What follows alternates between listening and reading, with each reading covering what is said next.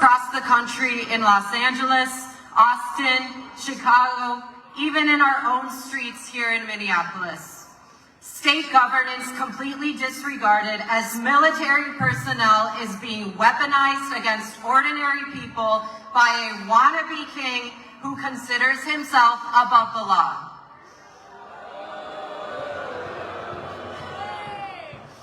Throughout history, we have proudly declared that we are a democracy. But I want to ask you, who was this democracy for?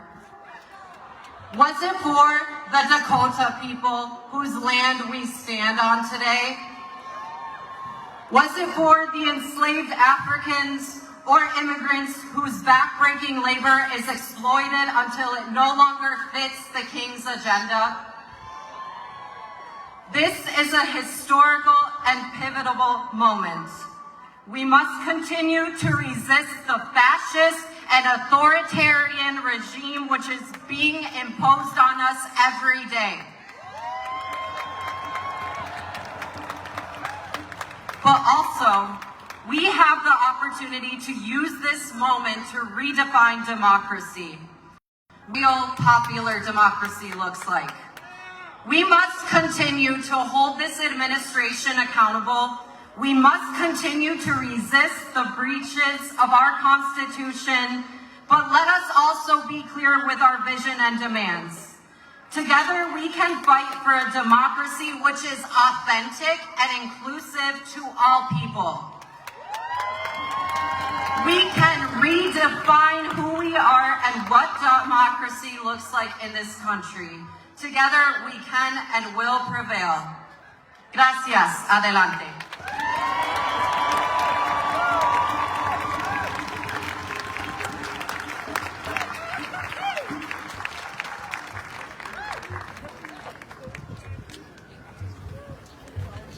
All right. We all know that art, culture, and storytelling are critical pieces of this struggle. So next up, we have a Minneapolis poet who some of you may know as Gunate. Please welcome Kyle Tran Myrie.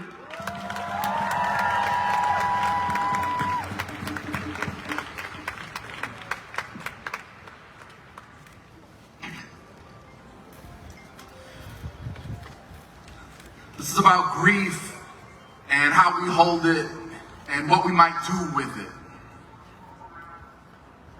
The ancestor on my shoulder doesn't tell me to put the brick down or that the weight isn't worth it. I'm sure many of you are familiar with that heaviness, right?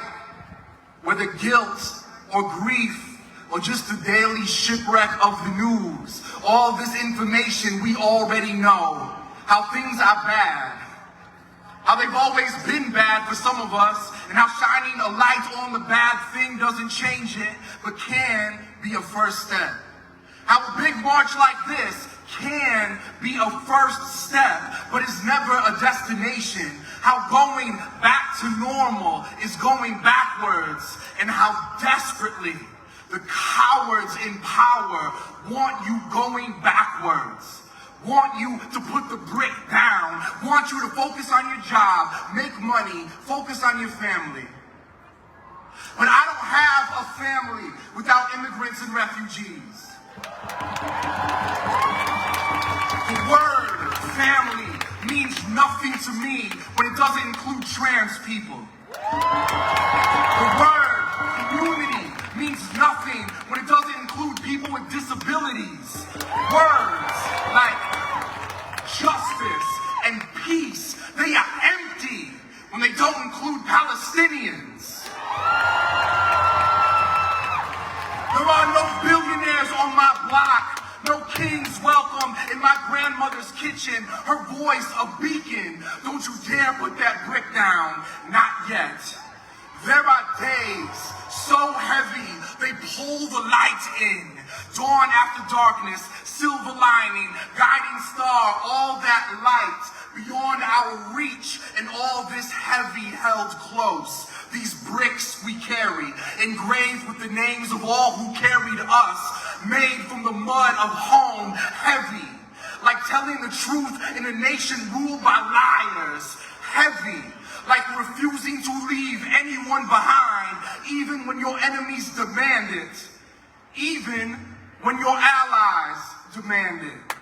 Heavy, like grief, the ghost we all carry. The ancestor on my shoulder tells me, when you feel yourself flickering, remember, your job is not to be the light, not to shine with perfect clarity or illuminate on your own every evil in this world. Your job is not to be the light. It is to help build the lighthouse. And for that, we need to get our hands dirty. We need to join organizations. We need more than brilliance. We need bricks. No king carries that weight. We do. No king knows the names of our neighbors.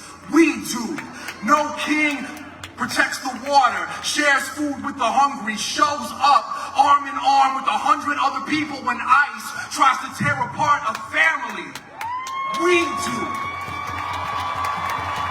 And we will. And we carry the radiant future, a reckoning, a promise, a song, this weight, this love was never a burden. It is what keeps us strong.